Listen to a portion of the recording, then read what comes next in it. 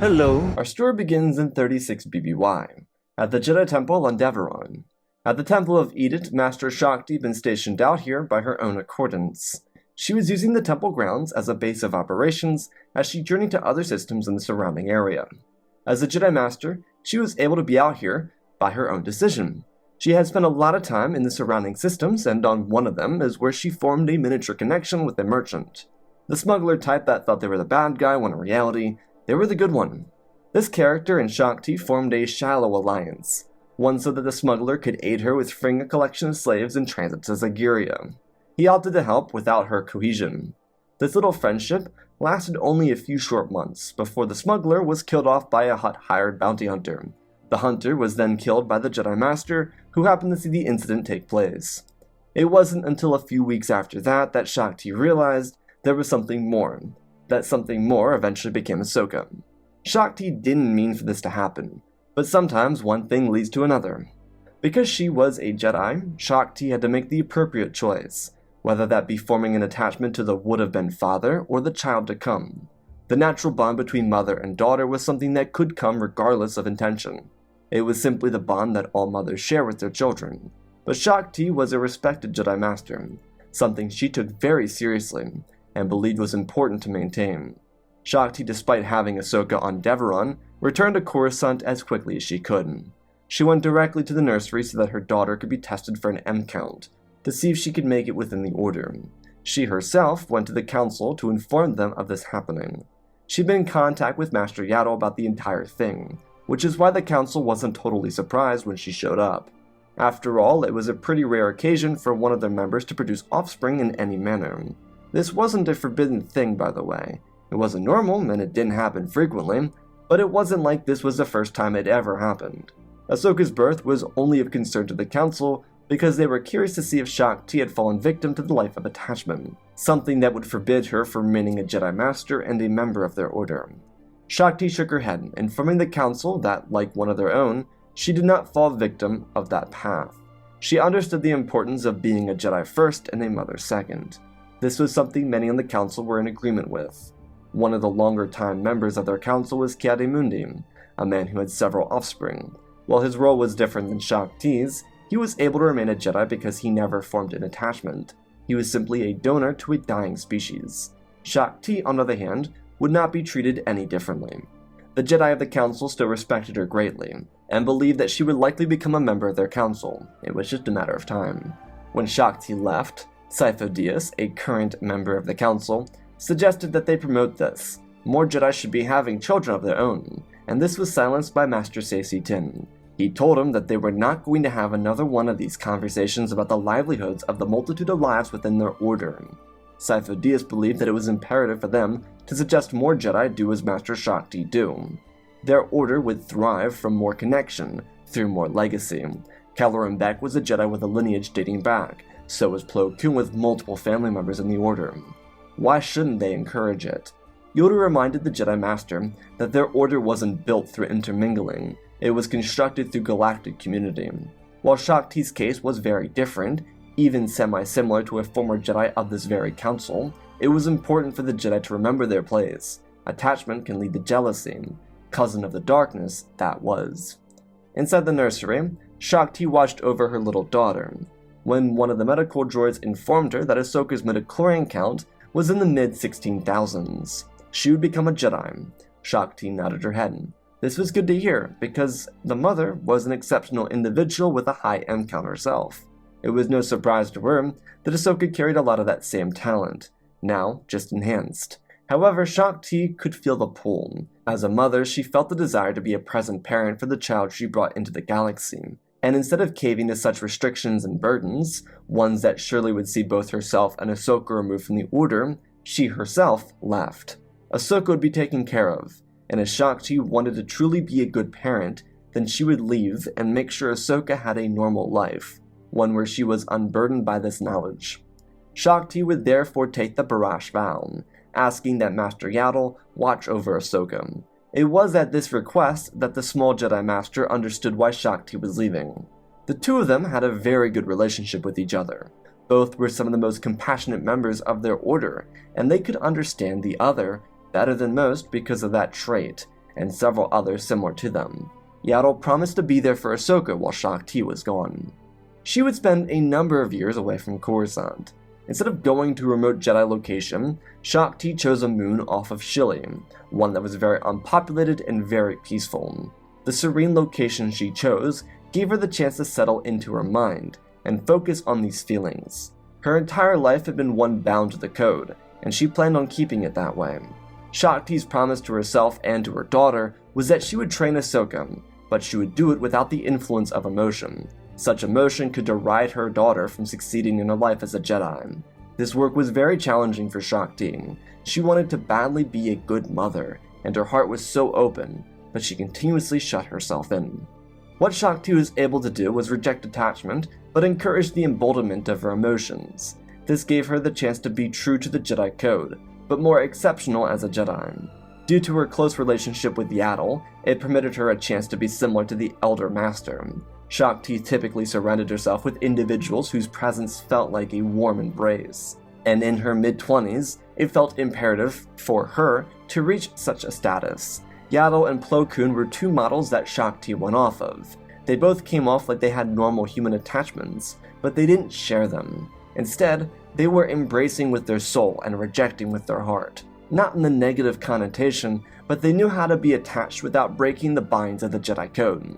While Shaak Ti would have found this without her Barash vow, it was on this vow that she expanded upon a great potential she had. Like Sidious, Shaak Ti could feel into the Force at a great distance, and unlock visions of a future that was to come. No one was quite Sidious when it came to having visions, but she was able to start accessing more of her own abilities. This Barash vow for Shaak Ti revealed a critical weakness within their order. Initially, she came here to sever her connection to her daughter emotionally, which she was able to do, but what the Jedi Master learned about herself continued what she began doing when she went to Deveron. The whole reason she left the Temple of Coruscant was to understand what had changed about their order. There was a cosmic shift taking place, not just in the order but in the galaxy. She believed the answers existed off of Coruscant, and this was proof of that truth. Her Barash vow ended after 5 years, bringing Shaak Ti back to the temple in 31 BBY, a year following the events of the blockade of Naboo. All the news was certainly eye-opening, especially Dooku's fall from grace, but Master Yaddle was able to fill her in on all the details. Instead of Master Yaddle being killed off by Dooku, it was Jedi Master Eth Koth, an individual that had been sent to follow Dooku by Yaddle. The entire situation surrounding Qui-Gon's death was somewhat different. Yaddle was fulfilling her promise. She still served the Council, but she spent a number of hours every day with the younglings, even more time than Yoda did. When the Council returned from Naboo, Dooku was leaving, and it was Yaddle who asked Eth Koth to follow him. They would never see the Jedi Master again, which led to curiosity from the High Council. Yaddle felt a terrible burden about the whole thing, so when Shaak Ti returned, Yaddle was able to relinquish her promise and go on the hunt for her friend, Master Koth. Because Yaddle was so confused about the untimely disappearance of her friend, she made a case to the Council, one who had seemingly blown past the event. Yaddle had seen what Dooku was saying, and she almost stepped down from her seat on the Council. The only reason she didn't is because she had this nice balance. Instructing the younglings, who were around the ages of 4 or 5, was a joy to her, and she was able to remain on the Council and feast in the political squabbling of Jedi interest. Yaddle had sent Eth due to a class she was forced to teach. So regardless, the point being, with Mother Shaak Ti back on Coruscant, Yaddle and Even Peel began their hunt for Master Eth Koth. This was something that the ever-observant Yaddle addressed to both Shaak Ti and the Council.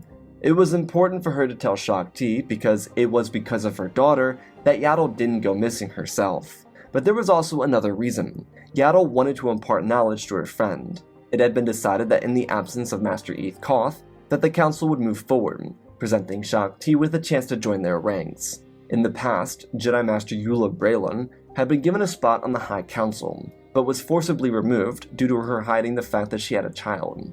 There was a young Jedi who had a gambling addiction, and Eula had been covering the costs of her son. Because of that, there was a discrepancy between the members of the Council and the Jedi Master. Shaak Ti was not like Eula, and her taking a Barash vow gave the Council trust that she would be what they needed her to be. She was unsure if she wanted the burden at the moment, but with Yaddle giving her a heads up, she really felt like she had a chance to really consider things before she was actually told. There was also something else, another reason Yaddle told Shaak Ti about all of this. After briefly speaking to Dooku following Qui-Gon's death, Yaddle realized that there was a hole forming in the center of their order. The Jedi Council was losing its grip, and because of that, there was a darkness growing, reaching like rust into their entire order. There had been 2 council members killed in the past year, and another Jedi Master killed in the past week. The fact that the council had given up so quickly was unnerving to her, and she wanted to make sure that Shaak Ti knew of this before joining the council, and in case Yaddle and Even didn't make it back from their hunt. This added a burden to Shaak Ti that she couldn't necessarily predict. Her future role as a counselor now had pressure that no new members should face upon their entry, but there it was. She'd be brought into the council in the coming weeks. Despite this promotion, her focus would be on her daughter. All of her time on the Barash vow seemed as if it had been wasted. While she was still withholding true attachment, she couldn't help herself from being near her daughter. She just wanted to know that Ahsoka was alright, and she was, and that was all that really mattered to her. Outside the temple, Even Peel and Yaddle were hot on the trail to Kamino. Because Eathcoth was killed by the new Sith apprentice, the Jedi Council, thanks to 3 members, focused on this mission and propped it up in the spotlight. In other words, they brought it up consistently in council meetings. Even and Yaddle found themselves on Obadiah, tracing the trail to Eathcoth and accidentally intertwining it with the forgotten case of the death of Sidious, who had died a year before. The 2 Jedi were able to get access to Silman, former Chancellor Valorum's aide. He was able to inform the Jedi of what actually happened, including surprising detail regarding Dooku's choice. Because Silman was only in solitary confinement for the duration of a year, he wasn't fully out of his mind. A little delusional, sure, but nothing worse than that. Even and Yaddle gave the Pikes a payment to keep this quiet from Dooku while they investigated this case further. A criminal organization that wanted to keep themselves on the positive side of business had no issue with assisting the Jedi for as long as it was profitable for themselves. On the trip back to Coruscant, someone told the 2 Jedi that Dooku had given them an ultimatum. They could join him, the Sith, and the creation of the clone army, or they could be forgotten.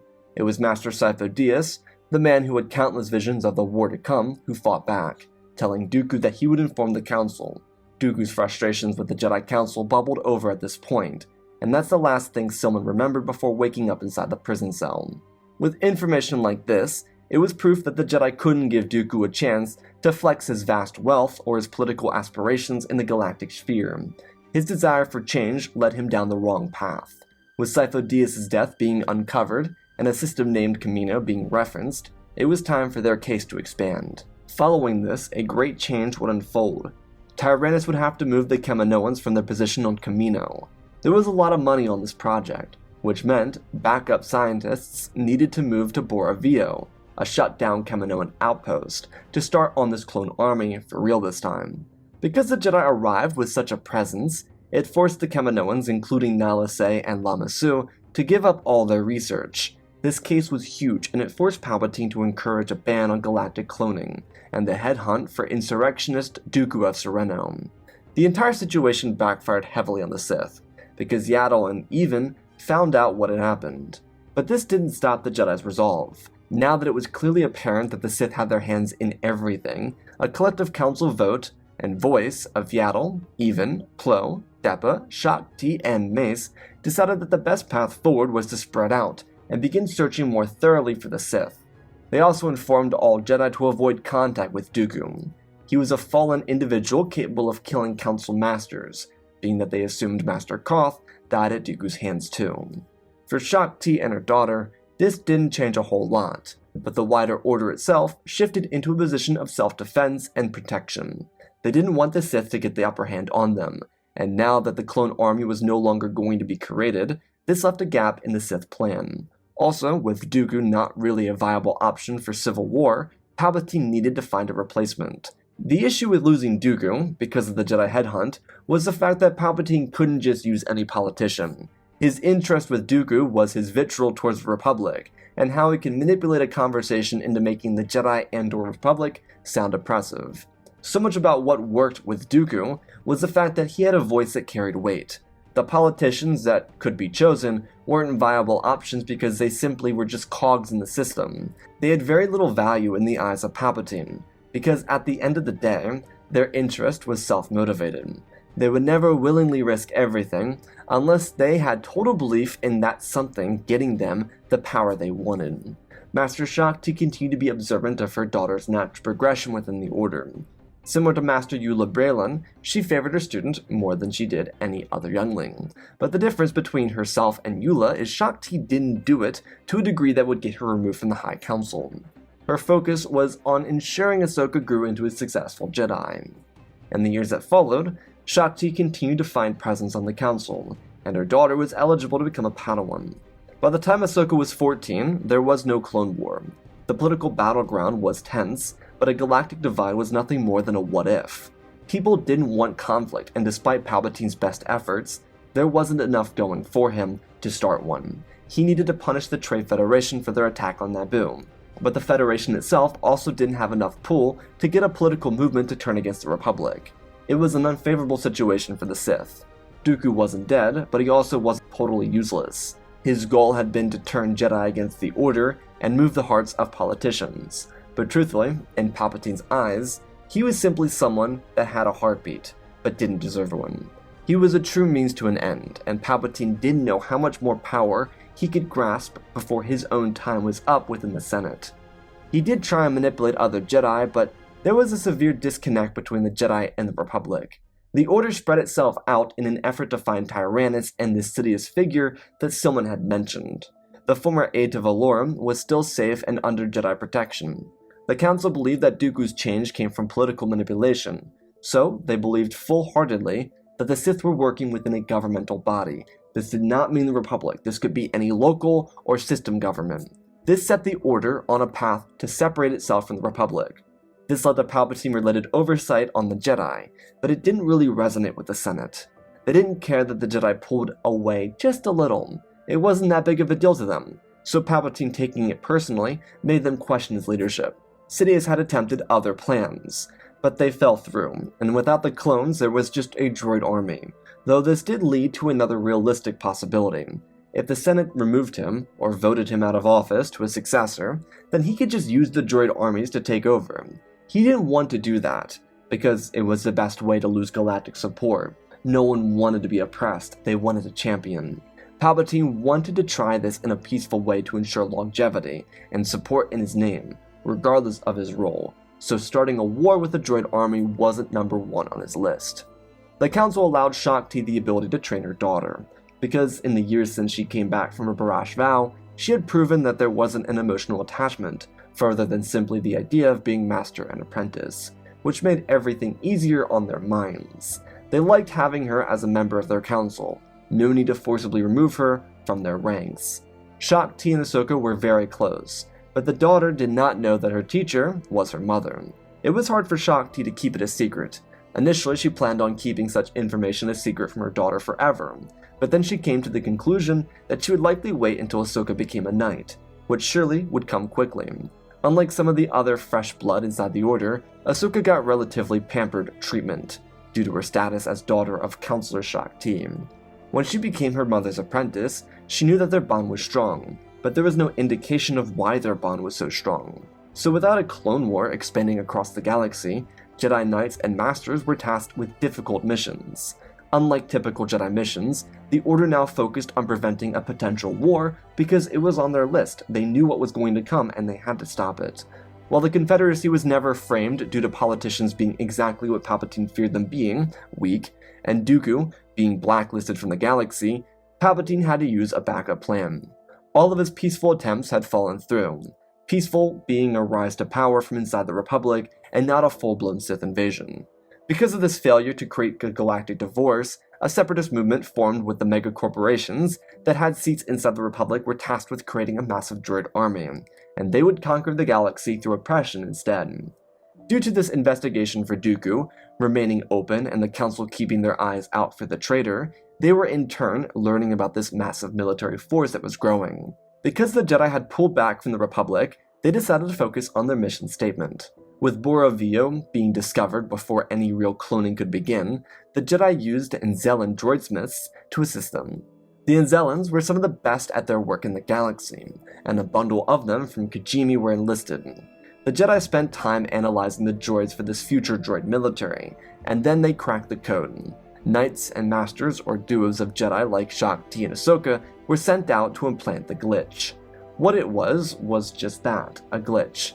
Except because of how high-tech the Federation and Techno-Union worked at, the Anzellans designed a glitch that would hide. It wouldn't be activated until each individual droid was geared towards combat, which didn't happen unless deployment.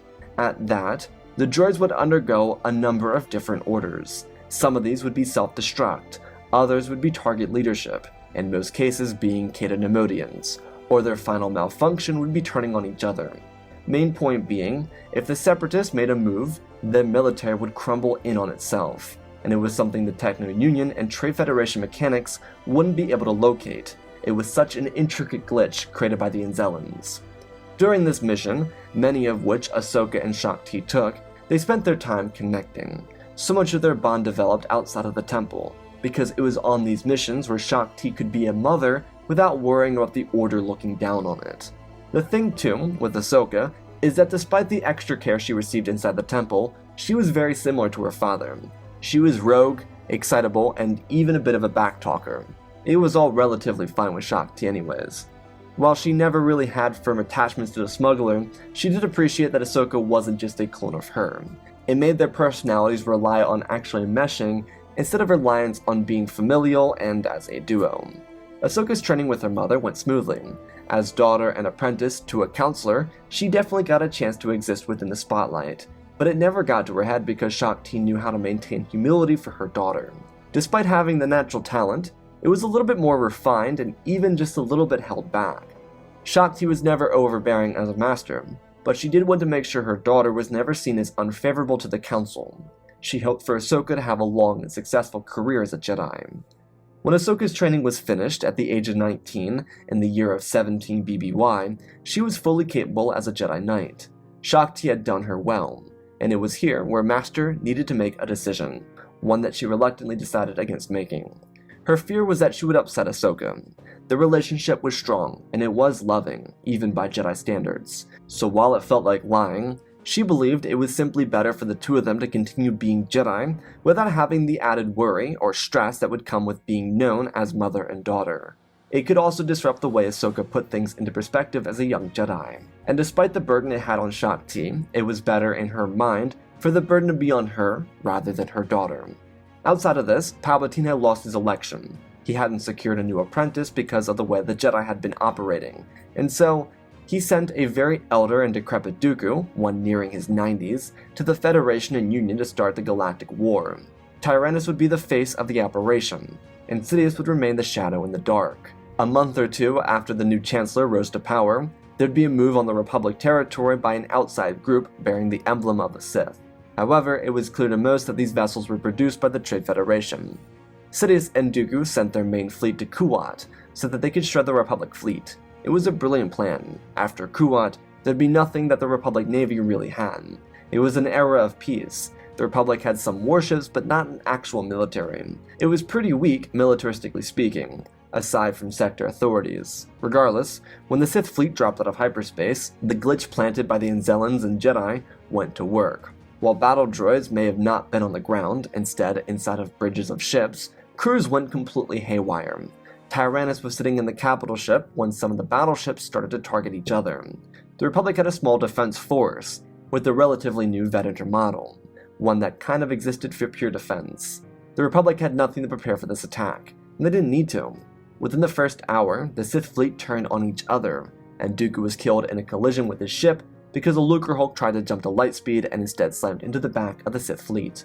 This attack got the full attention of the High Council, and they reacted by sending out Jedi to find these Sith. Palpatine, because there were no survivors, believed that it was faulty strategy on Dooku's part. He sent out all of his forces to secure key locations on each of the hyperspace routes, while he himself returned to the Sith homeworld of Morabon to concoct a dark ritual. He was hoping to try and gain some sort of new power, something his master may have learned, or an ancient Sith before Plagueis the Wise. But nothing came, and all the while, his military was crumbling.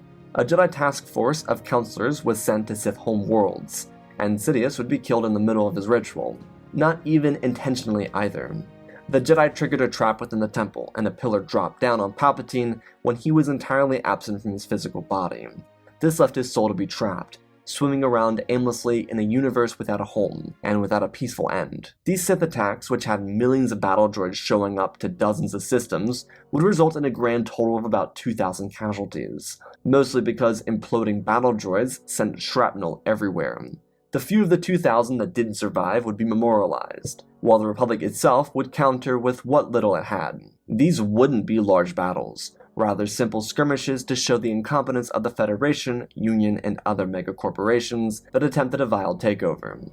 The Republic would survive, and the new Chancellor would champion the Jedi, being that Bail Organa was already a staunch supporter of the Order. The Jedi revealed this anticlimactic attempt to be a Sith plan, one that the Jedi had been quietly sniffing out for the longer part of the last 2 decades. It was a long case, where they played the quiet game, waiting for the moment to strike. They did reveal that it was Palpatine who was behind the betrayal, being that they found his body a moribund after it was crushed by a pillar. Some senators were unhappy with the secrecy, but Bail had the back of the Jedi. They couldn't be boisterous about their plan. The deception worked in favor of the galaxy, and the megacorporations that got bamboozled by a couple of droidsmiths from Kijimi were disbanded. The Anzellans themselves were propped up as heroes of the New Age. With the Sith gone, the Jedi were awarded seats within the Senate, ones fulfilled by Yaddle and Ki-Adi-Mundi. Shaak Ti and Ahsoka would maintain their tight relationship. Ahsoka would begin the training of another student, one named Kitune. They wouldn't spend a lot of time on Coruscant, and that was fine.